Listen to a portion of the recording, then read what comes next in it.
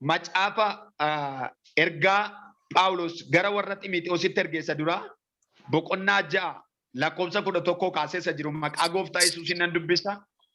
Macaafa kana jaalala Waaqayyootiin baafattanii akkasin wajjiniin dubbistan isinan gaafadha. Isa dura Xiimotewos boqonnaa 6 lakkoofsa 11 kaasee maqaa gooftaa Yesuusin nan dubbisa akkas jedha. Ati garuu yaa nama Waaqayyoo kana hundumaa irraa fagaadhu. Qajeelinaaf akka nama Waaqayyootti jiraachuudhaaf, amantiidhaaf, jaalalaaf, obsaaf, gara laafummaadhaaf dhamaa'i. Wallaansoo amantii isaa gaarii sana jabeessii qabi. Jireenya bara baraa harka kee keessa galfadhu. Isaaf waamamtee dhuga baatuu baay'ee duratti amantii kee ba'eessa gootee beeksifteetta. Fuula Waaqayyoo koo isa waan hundinuu akka jiraatu godhu fuula Kiristoos Yesuus isa Pheenxoos Philaaxoos duratti amantiidhaaf ba'eessa godhee dhugaa ba'e durattis kana sitti nan kenna.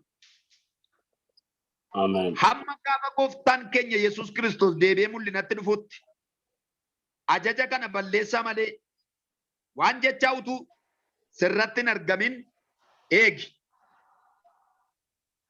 Amen. Waaqayyo inni eebbifamaan kophaa isaa waan hundumaa gararraa jiru. Warra mootota ta'an irratti inni mootii ta'e. Warra gooftota ta'an irratti inni gooftaa ta'e. Yeroo isaaf ta'utti Kiristoosin mul'inatti dhufuu isaa ni agarsiisa. Amen. Waaqayyo duwwaatu inni ifti hundinuu humtuu itti dhiyaachuu hin dandeenye keessa jiraata. Namni akka isa hin argine isa arguus hin danda'u. Isaaf ulfinniif aangoon bara baraan haa ta'u. Ameen. Amen. Amen.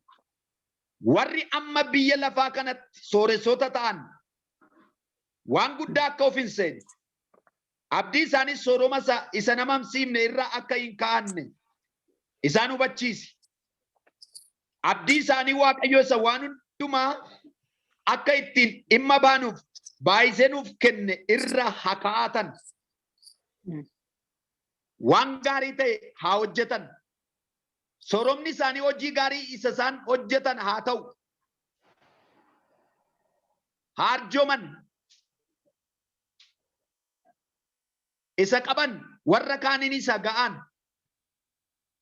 Kanaan badhaadhummaa walitti qabatanii jireenya dhugaa harka isaanii keessa galfachuudhaaf bara dhufuuf ijaarsa jireenya sanaaf hundee gaarii ni kaa'atu jedha. Hanga lakkoofsa 19 dubbise 11 irraa kaase macaafi kun ergaa jabaataa of keessaa qaba. Walumaa gala kutaan amma dubbise kun ijoon ergaa isaatii waa'ee jireenyaati kan inni dubbatu. Waa'ee jireenyaati. Jireenyi immoo isa nyaatanii dhuganii gaa'ila dhaabbatanii mana ofirraa hafanii kiraayee kennanii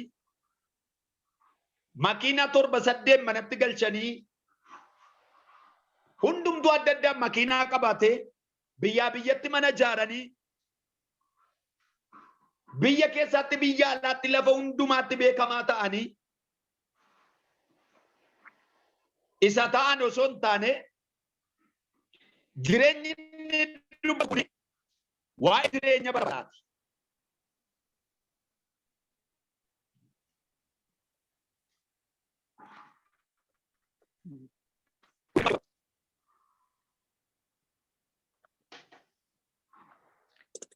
Inni dhaga'ama. Namni jireenya gaafa madaalu, jireenya namaa gaafa madaalu biyya lafaa kana irratti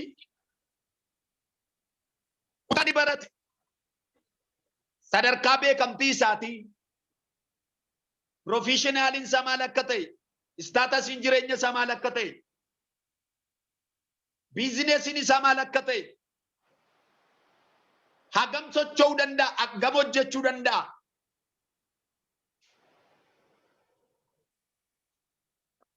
Kan jedhuun madaallii baay'eetti kennee hiikatti kennuu danda'a waa'ee jireenyaa. Phaawulos ergaa kana garuu Xiimotewosiif gaafa barreessu addatti isa gorsa, addumatti isa baase. Hunduma keessaa sababiin isaa inni tajaajilaa nama baay'ee dura dhaabbatu waan ta'eef, nama baay'eetu dubbii isarraa dhagaa waan ta'eef, waa'ee jireenya bara baraa kanatti utuma inni tajaajilaa jiru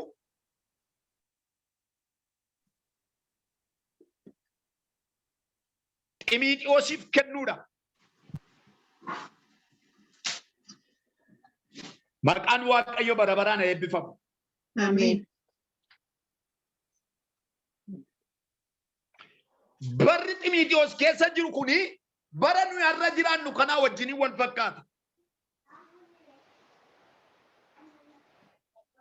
Bara jaalalli badee, bara nagaan badee, bara maatiin wal diigee, bara biyyi wal diigee, rakkoo waldaa kiristaanaatti bara dhufee, waldaan kiristaanaa bara inni faffacee, baratti waldaan kiristaanaa humna dhabdee, haala baay'ee keessa yeroo isheen jirtu natti fakkaata ergaa kana yeroo inni barreessu.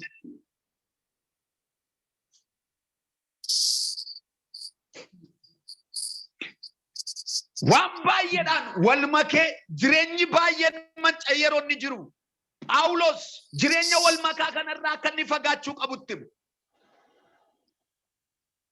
waldaan kiristaanaa har'a jaarsi waldaa walitti hidhamee wal lolaa waldaan diigameera. Seexanni nama gargar diiddeet. Kaan miseensa mootummaa Waaqayyoo osoo hin taane miseensa Si'ooliidha waldaa keessa ta'anii. Eenyu waldaa keessa akka jiruuf eenyu waldaa keessa akka hin jirre nama addan baasu. Seexanni namoota baay'ee gadi guurte. Waldaa keessa fooniin ta'a malee jireenyi dhugaan hin jiru. Jireenyi bara baraa kan qabatee taa'u hin jiru.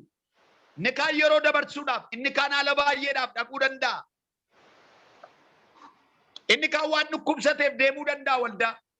Inni kaan waan rakkateef deemuu danda'a.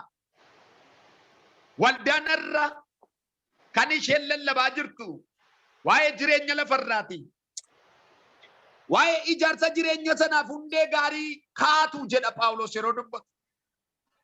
Ijaarsa. Dhumarratti waan kana xiqqoodhaan dubbadha. Kanaaf bara jireenya akkasitti wal makkeeffama. Inni garuu dubbii tokkotti dubbata. Dubbiin inni itti dubbatu kuni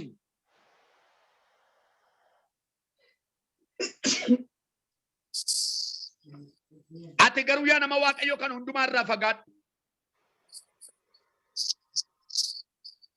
Waan ati gochuu qabdu qajeelinaaf akka nama Waaqayyootti jiraachuudhaaf jedha. Haalleluuyaa. Ameen. Qajeelinaaf jedha. Bara jallinni biyya guuteedha waan ta'eef, bara namni jallateedha waan ta'eef, hin soba malee sagalee Waaqayyoo baata malee garaan namaa hamaadha waan ta'eef. Dhugaa dubbii sagalee Waaqayyootiin garaan namaa hin morma, afaan namaatu ameen jedha malee. Gadi lixu jireenyichi, gadi lixu lallabi. Kanaaf qajeelinni waldaa keessaa, qajeelinni biyya keessaa, qajeelinni maatii gidduudha, qajeelinni tajaajiltoota gidduudha bara inni bade kana keessatti ati garuu jedheetu ergaa barreessaaf. Haalleluuyaa.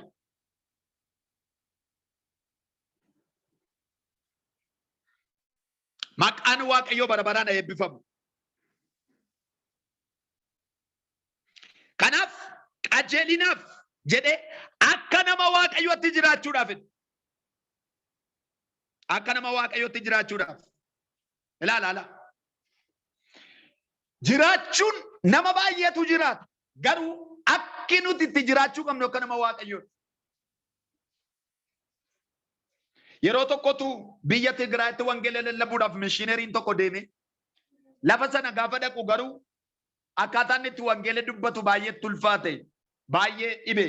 Na waggaa 4 lafa sana taa'eetu gaafa termii isaa fixateedhu, mishiinummaa isaa gaafa fixateedhu deebi'ee dhufee gale. Gaafa galee dhumaal hojjettedhanii gaafataniin. Inni nama argachuu hin dandeenye. Nama argetti lallabuu hin dandeenye. Nama argetti dubbachuu hin dandeenye. Garuu ergaadhaaf deeme biyya sana waggaa 4 achi jiraate. Ermijaansaa waa tokko hojjete nami kun. Bakka jiraataa ture qotee waa awwaalee gale. Dhumarratti waa awwaalee gale. Turee adeemsa keessatti namni amantaan naafa dhaqeechi keessa galee jedhu tajaajilaan tokko waa'ee adeemsa nama Waaqayyoodhaa barsiisa. Waa'ee Waaqayyoodhaa barsiisa. Amalli nama Waaqayyoo kana fakkaata. Waaqayyo akkasitti namarraa ifa. Waaqayyo akkasitti namarraa calaqqisa. Namni Waaqayyo duukaa jiru akkasi. Namni Waaqayyo isaa wajjin jiru akkas jedhee lallaba ture nami tokko. Warri safaraa sana jiraatan namicha kana argaa turan. Lakkaanutu hin beeknu malee waggaa 4 dura Waaqayyo biyya kana jiraataa tureedhan. Ulfinni Waaqayyoof haa ta'u. Qajeelinaaf akka nama Waaqayyootti jiraachuudhaaf amantiidhaaf jaalalaaf obsaaf gara laafummaadhaaf dhamayyan. Kun baranni itti namoota keessaa badeen. Maaltu bade nama keessaa? Qajeelina. Akka nama Waaqayyootti jiraachuudha. Amantiidhaan jiraachuudha. Jaalalaan jiraachuudha. Obsa dhabuudha. Gara laafummaa dhabuudha. Ati garuu kana hundumaa naqadhu. Kana hundumaa qabaadhu. Kana hundumaaf dhimmi. Kana hundumaaf tarkaanfadhu. Jireenyi inni itti dubbataa jiru, wanti inni itti dubbataa jiru, piroosesiin kuni galaa karaa jireenya bara baraati. Irra deebi'een dubbadha. Galaa jireenya bara baraati. Maaltu? Qajeelina. Maaltu? Akka nama Waaqayyootti jiraachuun. Maaltu? Amantiin. Maaltu? Jaalala. Maaltu? Obsi. Maaltu? Gara laafummaan.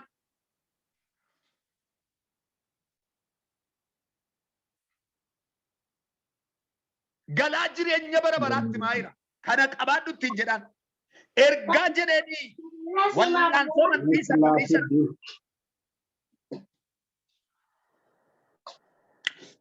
Wal'aansoo amantiisa gaarii sana jabeessii qabeedhaan. Wal'aansoo amantiisa gaarii sana jabeessii qabe. Haalleluuyaa.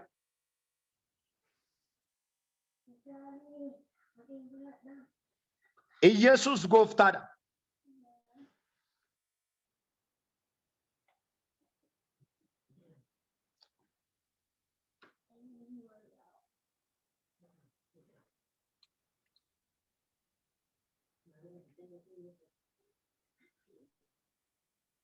Wal'aansoo amantiisa gaarii sana jabeessii qabe. Jireenya bara baraa harka kee keessa galfadhu. Wanti guddaan isa kana gaa. Ilaa obboloota koo. Bakka jireenya bara baraa meenaa wajjiniin jireenya bara baraadha. Jireenya bara baraa. Haleluuyaa. Dubbadhaame jireenya bara baraadha. Jireenya bara baraa. Jireenya bara baraa. Kanarra walitti nu qabee jireenya bara baraa. Jireenya bara baraa. Ameen. Waltajjii kanaaf sababa kan ta'e jireenya bara baraati. Ameen. Amma nuyi waa bituu dhumne, waa gurguruu dhumne, waa beeksisuu dhumne iddoo kana. Kan nuyi dhumne gabaan keenya gabaa jireenya bara baraa. Hojiin keenya kun hojii jireenya bara baraa. Ameen. Utuma tajaajiltu egaa ati yaa nama Waaqayyoo amantii. Haalleluuyaa. Ameen. Wal'aansoo amantiisa gaarii jabeessii qabe. Ilaa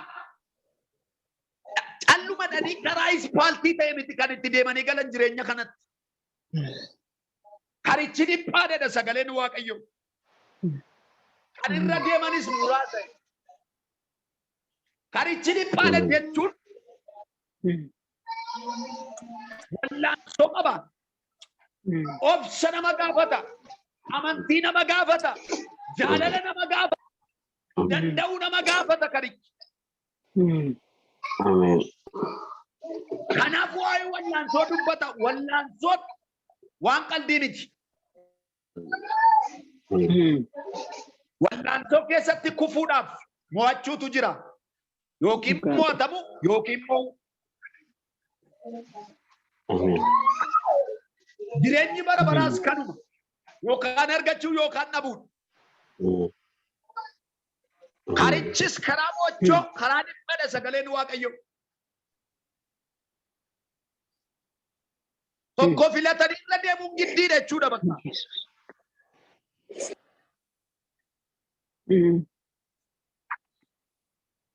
Jireenya kana maal gochuu qabdadhaani harka keessa galfadhodhaan.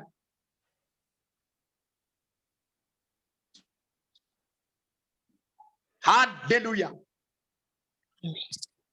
Harka keessa galfadhu.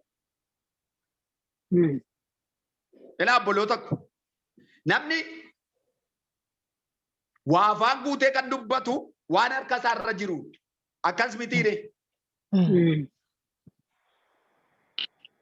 Wanta namni utuu harka isaa irra hin jiraatin fakkeenyaaf dhaqeen ganaa baankii birriidhaa fudheetanii waa bitadha jedhe konneekshiniin baduu danda'a. Jeequmsi ka'uu danda'a. Haalumti nageenya jeeqamuu danda'a. Amma inni lafa baankii dhaabatutti wanti meeqa uumamuu danda'a. Namni harka isaa irraa waa qabatee gabaa ba'u garuu hamma wanti sun taateen sun ta'utti iyyuu bitatee gara lafa barbaachisutti deebi'uu danda'a. Wanti akka irra jiruuf iddoo biraa jiru garaagara. Jireenya kiristaanummaa keenyaarraa kana jireenya bara baraa waan harka irra galfannee tajaajilaa jirru osoo hin taane namoota baay'ee gaafa laallu akka Kaalebii fi Iyyaasuun fa'aan kunnoo waan jedhan wayii fakkaata. Darii sana namichi jannata mana albaataaf sangaanna nyaataa hedheetu kadhannaa isaa irraa ka'ee utaale.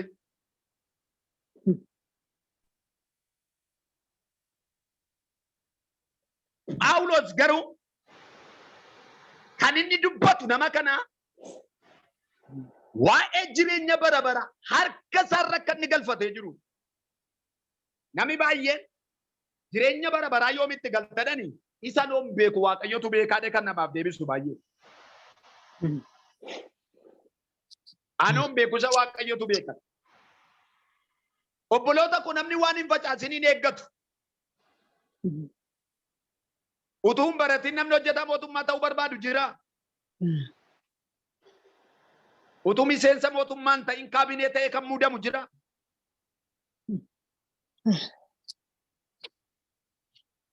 Kutaa 11 fi 12 utuu hin baratin gara yuunivarsiitii kan deemu jira. Inni akkasii yoo jiraate hattuudha.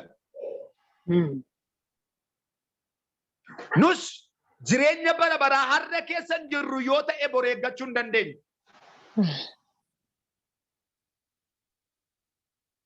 Kanaaf namni Waaqayyo kun jabeessee maal jedhaanii jireenya bara baraa innan isinitti dubbachuu barbaade sagal.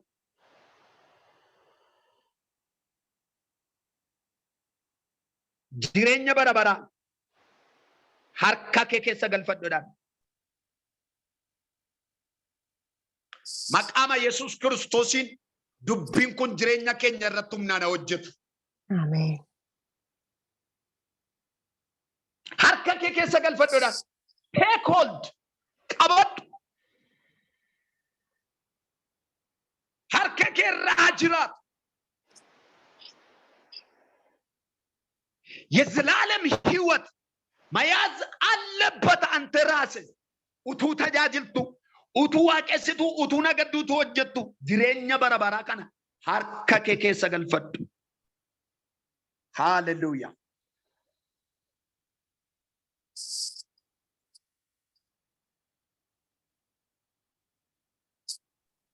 Obboloota ko kunnootti kan jennu wanta lafarraati. Waan baay'ee bira ga'uu dandeenya. Garuu jireenya bara baraa kunnoo tennetti na deemu. Yoo harka keenya irra jiraatetti jiraanne. Sababiin isaa wanti harka namaa irra jiru amansiisa akka inni ta'e isinitti hime. Gara gooftaa akka itti hidhannu hin beeknu. Kanaafan isiniin jedhe beekaa. Namni harka isaarraa birrii qabatee gabaa dhaquu fi nama baankiidhaa ganaa baafachuudhaaf deema.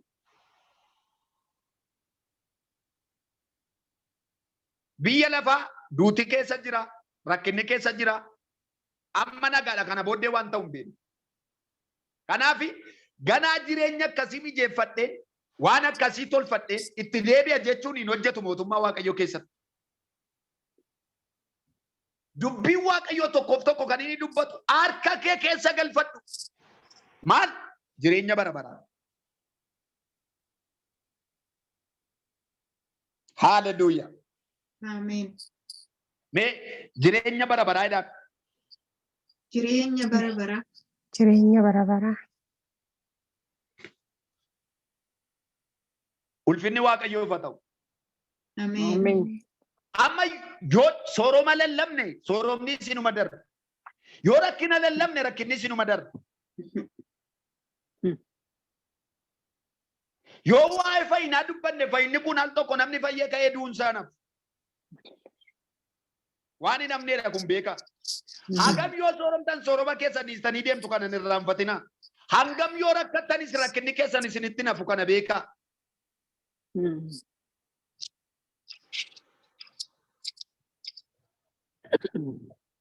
Kanaaf giddugaleessi jireenya kiristiyaanummaa keenyaa seentariin jireenya kiristiyaanummaa keenyaa mootummaa Waaqayyoo kan giddugaleessa godhate yoo ta'e gaarii. Isa waamamteef dhuga baatu baay'ee duratti amantii kee bayeessa gootee beeksifteettadhaan. Waa'ee dhuga baatu ta'uu yeroo darbee lubi yeroo isaan barsiisaa turan dhagaan ture Waaqayyoo isaan eebbisu. Dhuga baatumti sirriin dhuga baatumti amansiisan bara si'anaa kana jiraa yoo jenne gaaffii keessa nu gashi.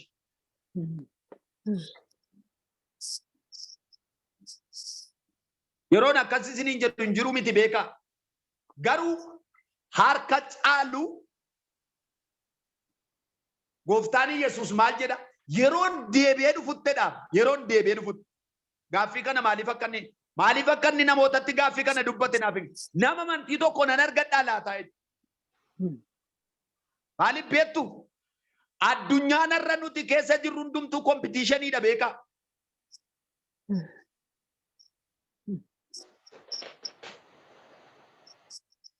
Daldalli kompitiishanii, uffannaan kompitiishanii, dubbannaan kompitiishanii, istaayiliin jireenyaa kompitiishanii. Waa nyaachuun akkas, dhuguun akkas, biyya jiraachuun akkas. Ani iddoo sana qaba, lafa sana ga'uun qaba, akkas gochuun qaba.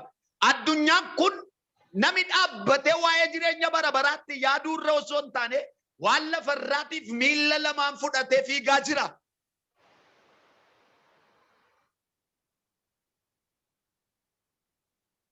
Miilla lafatti fuudhee fiigaa jira.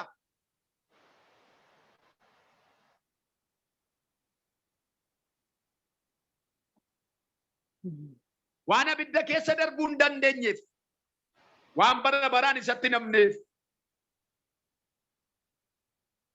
Inni kan jedhes buukii irratti galmaa'uudhaaf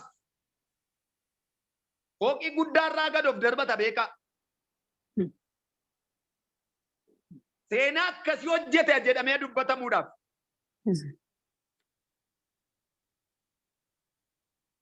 Inni kan qullaa istaadiyeemii keessa fiige yeroo jalqabaatiif namni qullaa isaa fiige abaluudha jedhanii akka dubbataniif.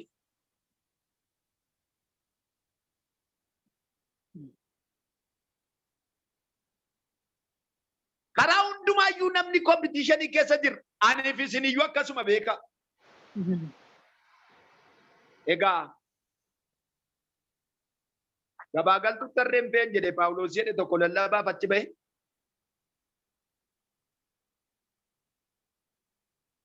Macaafat jedhe mitinatu jedha waan ta'eef warran keenya utuma sirbitanii of ilaalladhaa jettedhanii hantuun.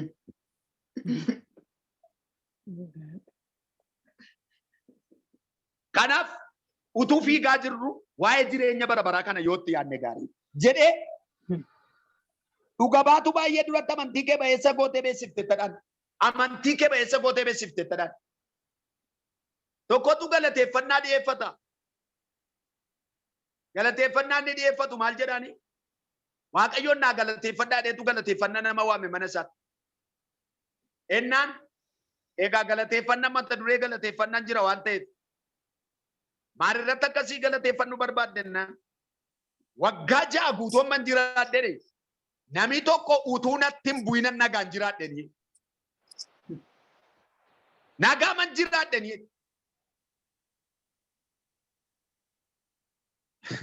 Hallelujah. Amen. Bakka hojjedhettis namni amantii koo narratti hin barree. Eenyu akkan ta'e namni narratti hin beenne. Kanaafan galateeffannaa isin akkasin naa galateeffattan barbaade. Dubbii Waaqayyoo garuu wallaansoo amantii isa gaarii sana. Wallaansoo amantii isa gaarii sana.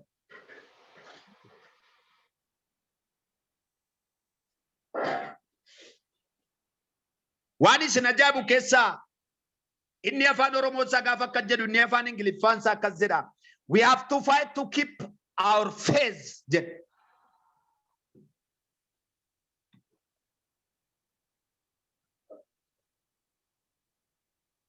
We have fight to keep our faith.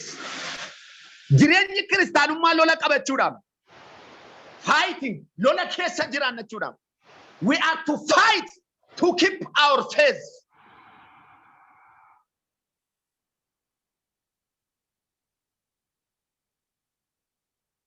Ilaala amantii keenya eeguudhaaf dirqama loluu qabnachuudhaaf.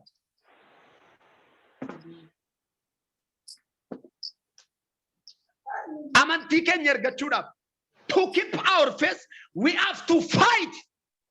Amen. Nama wajjin miti galolli keenya. Our fighting is not with a man, but our fighting is with the devil spirit, with Satan. Amen. Afura hama wajjinin lolli keenya. Amen. Amantii keenya eeggachuudhaaf. To keep our faith, we have to fight. Amen. Satan immoo namaan nutti dhufuu danda'a, haalaan nutti dhufuu danda'a. Karaa baay'eedhaan nutti dhufuu danda'a.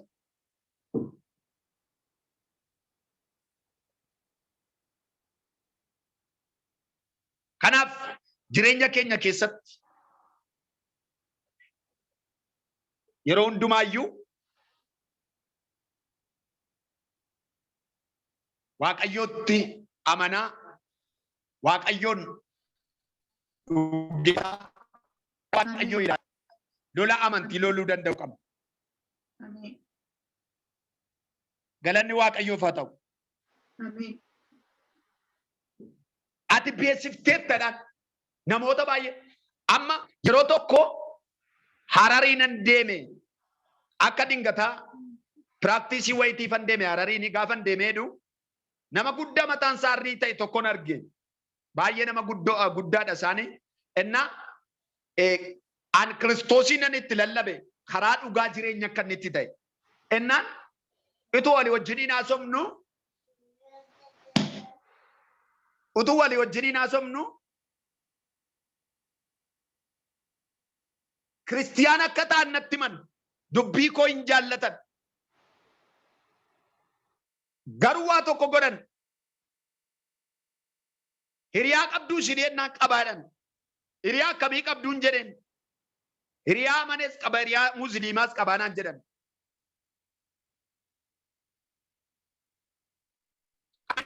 Mee hiriyaa keessanii kanaa wajjiniin maal gootanii beektonnaan cidha waliin hirmaanna, wajjin nyaanna, wajjin dhunnaa jedhan.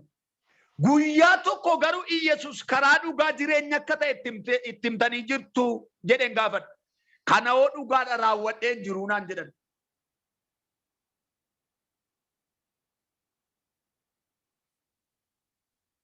Maaloo daftee na qaqqabdeeti jedhani. Nama baay'een qaba garuu itti himeen jiru. naan jedhan. Kanaaf deebiseen akka jedhan isin ammallee carraa qabdu. Yeroo wajjiniin teessan, yeroo wajjiniin soorattan, yeroo wajjiniin hojii hojjettan, isinaa jibbu meemee guyyaa tokko Yesus karaadha dhugaadha jireenya jedhaati itti maan jedhe tole naan jedhan. Haalleluuyaa. Ameen. Kanaaf amantii kee beessa gootee beessiftettadhaan Phaawulos gaafa dubbatu obboloota hiriyaa namanni ani illee nan qaba. Garuu dirqamatti lallabuun narra jiraata waan ta'eef guyyaa tokko obboleessa tokkottan hime. Akkas naan jedhe. Yohaannis baay'een si jaalladha garuu karaa amantii natti hin dhufin naan jedhe. Haalleluuyaa. Ameen. Baay'ee akka jaallatu natti hime garuu karaa amantiidhaan natti hin dhufin naan jedhe. Anu baay'een si jaalladha. An si jibbee miti. Macaafatu akka jedhe idaan narra jira. Dubbicha akka jedha kana jedhe. Haalleluuyaa. Ameen. Guyyaa lama naannoo deebi'ee na dubbise. Ulfinni Waaqayyoof haa ta'u. Ameen. Kanaaf jireenya bara baraa sana keessatti hojii nu hojjechuu qabnu keessaa inni tokko dhugaa amantii keenya isa gaarii dhuga ba'umsa keenya isa gaarii kana namootatti himuu danda'uu qabna. Karaa dhugaa jireenya akka ta'e Yesuus Kiristoos dhuga baatuu amanamaa isaaf ta'uu qabna. Ameen. Nuti gaafa dubbannu gaafa uffannu gaafa namaa wajjin haasofnu jireenya bara baraa facaafnu.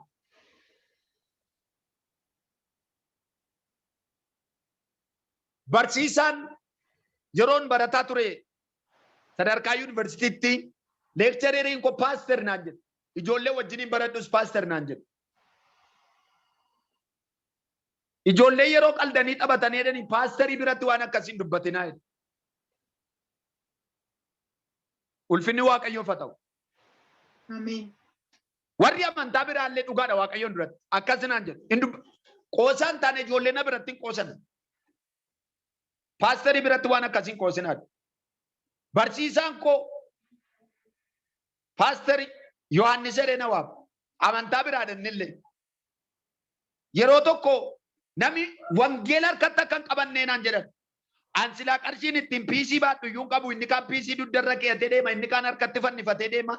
Piisiin koo wangeela ture kan koo.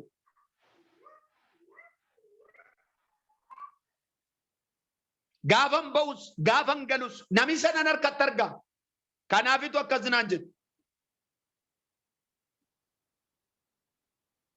Haalleluuyaa. Ameen.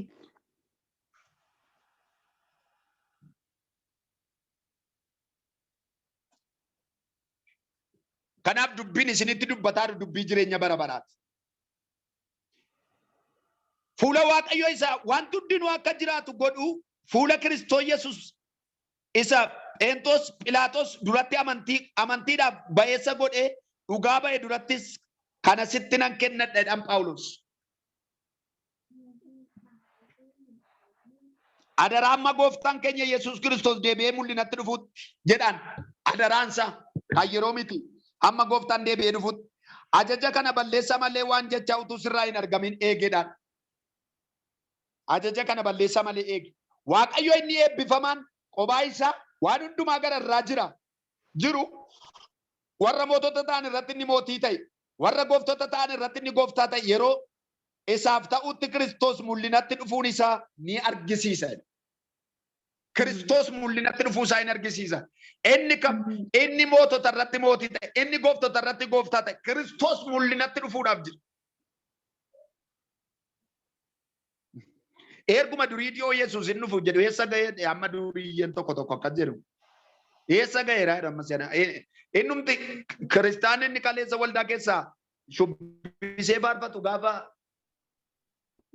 waan garaa isaatii argatu inni silxaan argate dhugaatiitti deebi'e meerree Yesuus hin dhufan isin jettanii inni nu jechaa turre meerree inni kaanoo gaa'ila gaafa argate gaa'ila isaa fuudhee bade meerree Yesuus hin dhufan isin jettan eessa ga'eera achi as deebi'ee nama gaafata. Inni kaan immoo jireenyitti tolee karaan nagadaa qajeelee fi nagadee birrii gaafa argatee jedhu. Beerree Yesuus inni isin hin dhufa jettanii.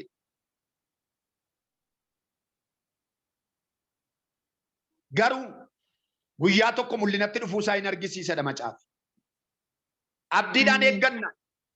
Kiristoos Yesuus hin mul'ata. Haaleluyyaa. Ameen. Warri haalli baay'een isin rakkisaa jiru. Biyya darabaa kanatti jeeqamaa jirtan. Ulfinni kiristaanotaa inni guddaan biyya lafaa kana irratti sooressa ta'anii beekamuu miti. Mangistii cimaa addunyaa kana irratti andanyaa ta'ee beekamuu miti.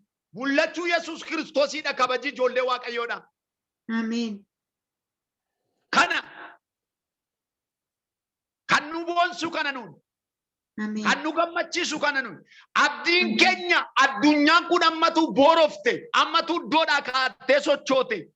Kiristoos Yesuus guyyaa tokko hin dhufa kan jedhu kun ulfina kiristaanotaati, abdii kiristaanotaati, qabeenya kiristaanotaa isa guddaan, ulfaachuu kiristaanotaati kun. Ameen. Gaafa dhufu sana Phaawulos warra Tasalonqeef gaafa barreessu nuyi qilleensa gubbaatti asii ol baanee isa simannaa. Ameen. Gaafa sana giraaviteeshinaal foorsiin namoota baay'ee gad harkisaa jiru. Hin hafa gaafa sana gannu dhiifti dacheen kun qilleensa gubbaatti isa simannaa. Kochuu hafuuraan nutti godhama. Isa wajjiniin qilleensa kana gubbaa irratti isa simanne lafa kana irratti deebinee waggaa 1,000 isaa wajjiniin mo'uudhaaf jirra. Ameen. Haaleluyyaa. Ameen. Tarii tiyooloojii keessatti namoonni baratan jiraachuu ni dandeessu jedhee mana. Waa'ee iskaalotooloojii yeroo baratan iskaalotoojiin wantoota guyyaadhumaaf mul'ata Yohaannisiin kan dubbatudha. Waan baay'ee dubbata. Egaa achi keessa dhoksaa baay'eetu jira. Dhoksaa sana isinitti himuudhaaf yeroon koo waan nan geenyeef. Barumsa sana gaafan baradhe dhibeen irra jedhanu lafa kana irratti gaafa sana mootummaan nagaa waan bu'uu fi dhukkubiin jiru. Mootummaa nagaatu busha waan ta'eef. Ameen. Beelli hin jiru.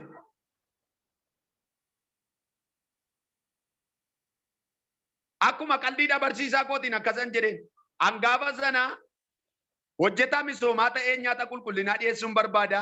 Waggaa 1,000 sana keessatti alaa fi qonnaa ta'uun barbaadan jedheen. Haalleluuyaa. Ameen. Yesuus gaafa inni dhufu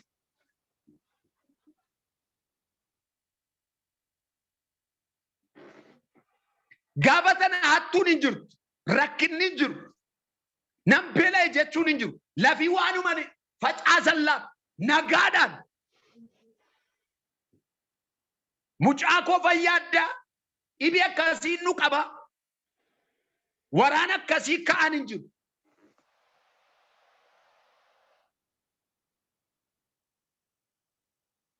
Inni mootota irratti mootii ta'e, inni gooftota irratti gooftaa ta'e Yesuus Kiristoosin mul'inatti akka inni dhufu hin argisiisan. Kanaaf Waaqayyo duwwaatu hin du'u jedhe. Haalleluuyaa. Ameen. Baay'ee waan du'utti hin fakkaatu. Obboloota konuyyuu waan du'u hin fakkaannu yeroo hundumaa hin jiraatta waan jennuufi namni gurra isaatti hin jiraatta waan jedhuuf yeroo hundumaa sagaleen Waaqayyoo gaafa dhufu Waaqayyoo si jiraachisan jiraatta waan jedhuufi waa'ee du'aa kana hin sodaata namni gaafa dhagahu. Garuu abdii Waaqayyoo nu abdachiise balballi isaa du'a keessa darba. Karaan jireenya bara baraatti geessu du'a keessa darba. Ameen. Du'a utuun argin kan ol fudhataman Eliyaasiif Henook deebi'anii dhufanii akka isaan du'an macaafi tokko hin dubbatu. Kanarraa kana fedhii gaaffooniin namni mootummaa Waaqayyootti hin galu waan ta'eef.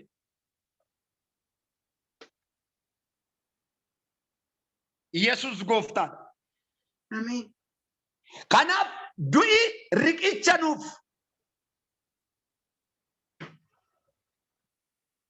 Balbala jireenya bara baraatti geessuudha kiristaanotaaf. Ameen. Wayyoo gargar baanedha inni kan. Gaafa namni jalaa du'u.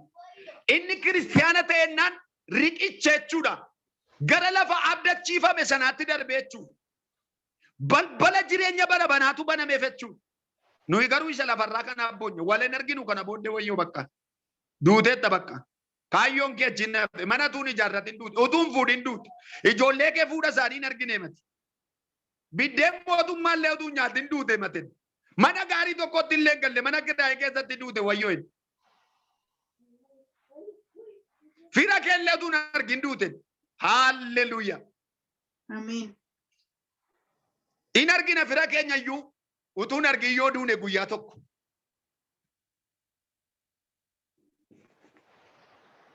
Dubbiin kun maal jedha? Waaqayyo duwwaatu hin du'e. Inni fa'umtuu nutti dhiyaachuu hin dandeenye keessa jiraata. Namni takka isa hin argine arguus hin danda'u. Isaaf ulfinni aangoo bara baraan haa ta'u. Haalleluuyaa. Ameen. Ani ergaan isinii qaba. Akka duutan hin irraanfatina obboloota. Utuu nagaddanii, utuu karoora baafattanii, makiina mucaa koo bitatuu jettanii, utuu mana akkasiin ijaarradhattanii, utuu ganaan lafa akkasii qaqqabattanii, akka duutan hin irraanfatina. Jiraachuuf karoora akka baastan, duulli akka dandeessan yaada. Ogeessi tokko akkas jedha. Akka nama waggaa 1,000 jiraatutti hojjedhu. Akka nama borduutti immoo qophaa'e.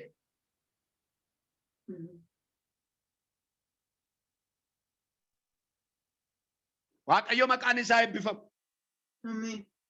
Kanaaf adaraan Phaawulos Ximootiyoositti kenne warri amma biyya lafaa kana irratti sooressoota ta'an waan guddaa akka of hin seenne abdiin isaanii sooromarra isa hin amansiifne irraa akka hin ka'an isaan hubachiisedhaan. Amma jireenya addunyaa kana yoo ilaaltan keessaa falan qabu namni hundumtuu sooroma barbaada. Hin barbaada yoo naan jettan tokkoffaadhaan. Namni hin barbaadne hin jiru. Addunyaa kana biyya kamiyyoo dhaqxan inni kaampaanii gurguddaa qabullee yoomanii akka abaluudhaa ta'a akka biilgeeti yooman ta'a. Amma biilgeeti irra kan caalu jiraachuu mala fakkaata dhiyootti illee information isaan nageenye. Nu yeroo baay'ee dukkana keessa waan jirruu fi badaan arginu isin garuu waan baay'ee arguu dandeessi waan ta'eef akka isaa yooman ta'e beekame maqaa baay'ee ergachuudhaaf.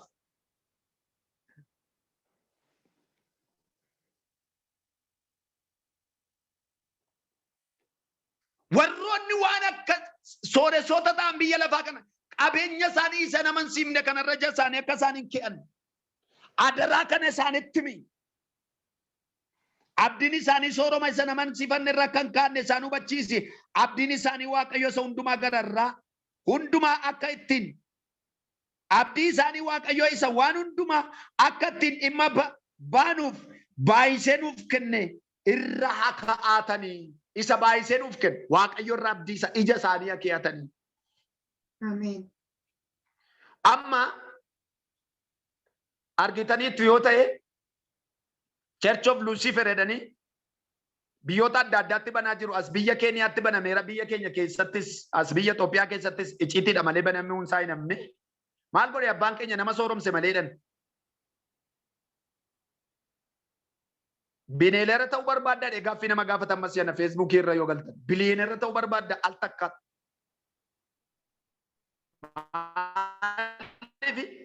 Nami kana ta'uu hin barbaanne moo jiru. Ta'uu barbaadda kan jedhu gaaffiin baay'ee. Egaa nu warri kiristaanota taanee Waaqayyo qabeenyaa nu kenne ija keessan isa baay'isee nuuf kenne sanarra keeyadhaa malee jedha.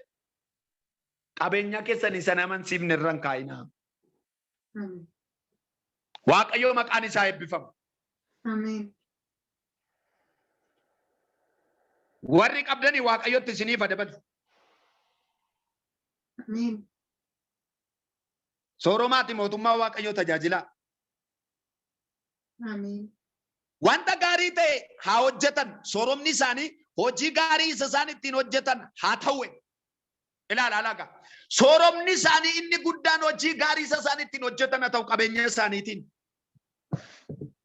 Haa arjooman isa qaban warra kaaniinis haa ga'ani. Kanaan badhaadhummaa walitti qabatanii jireenya dhugaa harka isaanii keessa galfachuudhaaf jireenya dhugaa harka isaanii keessa jireenya bara baraa san sila sinin jedhu. Take hold the eternal life, the kingdom of God. Jireenya sana dhugaa sana. Hallelujah. Harka isaanii keessa galfachuudhaaf bara dhufuuf ijaarsa jireenya sanaaf hundee gaarii hin kaatu. Ijaarsa jireenya sanaaf edaa mana qabna nu waaqarraa. Hallelujah. Kiristiyaanummaan ijaarsa jireenyaa kaachuu nu barbaachisa. Hojii nuyi lafa kana irratti hojjennu maagara tokko yookiin laaxaa tokko yookiin waanuma tokko asii ol baafachuu ta'a beektus hundee gaarii kenna Waaqayyoon bira. Warra kaaniin agaane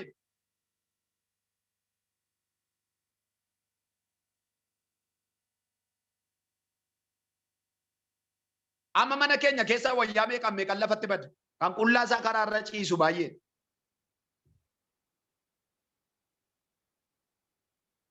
Nuyi wayyaa geeddarannee uffannee cherchii dhaquudhaaf gabaa dhaquudhaaf sa'aatii tokko nutti fidata. Kamiinan uffannee kamiin niisaa utuu jennee mastaatii keessatti ilaallu yeroo nutti darba. Walii isaan nuu galuu diti al tokko gaaffii nutti ta'a. Inni tokko garuu qullaa isaa karaa irra ciisa. Ofii keenya nyaannee quufnee annee sarraa hafee beetiitti gan tokko garuu hin beela.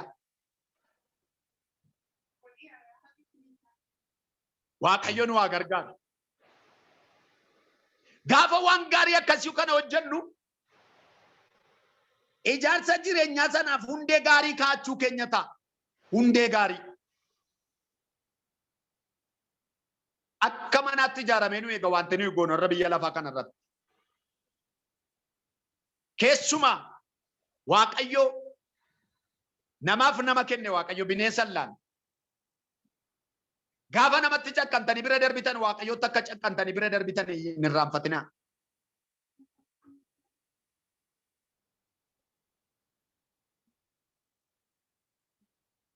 Dhugaadhaan isiniin jedhe.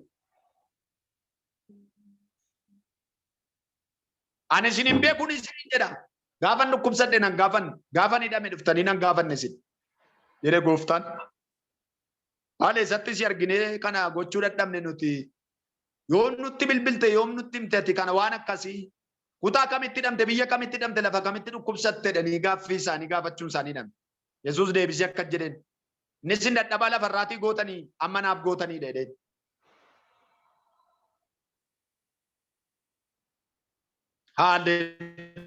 Hallelujah.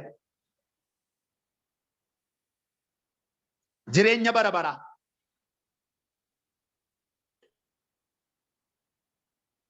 Egaa inni kunis galaa jireenya bara baraatiin inni amma isinitti dubbadhe kun galaadha. Galaan immoo karaa irratti nama gargaara. Galaan immoo galma ga'uu baay'ee barbaachisaadha. Namni galaan qabne lafa yaade hin ga'u. Karaatti hafa. Galaan isinitti hime hafa. Namni karaa dheeraa deemu dur biyya keenya yookiin namni loon tissu waa fudhatee ba'a. Ganama sa'aatii lamatti ba'a sa'aatii 12tti gala deebi'e. Fira birallee gaafa dhaqanii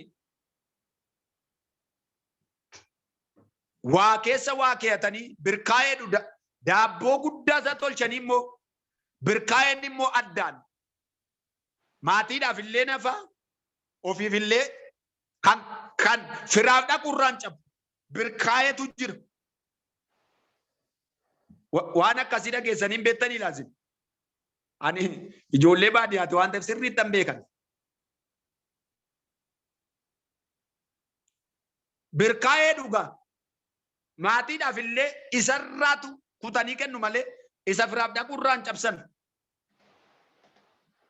Ofiillee gaafa karaa dheeraa deemanii laga bishaan bira gaafa kaan birkaa'ee sana isa sila bira kaan sana fudhatanii bishaan dhuganii nyaatanii ammas karaa isaaniitti fufu. Galaan isinitti men. Galaa. Hallelujah. Waaqayyoon nu haa gargaaru. Dubbii isaa dhageenye nuuf haa eebbisu.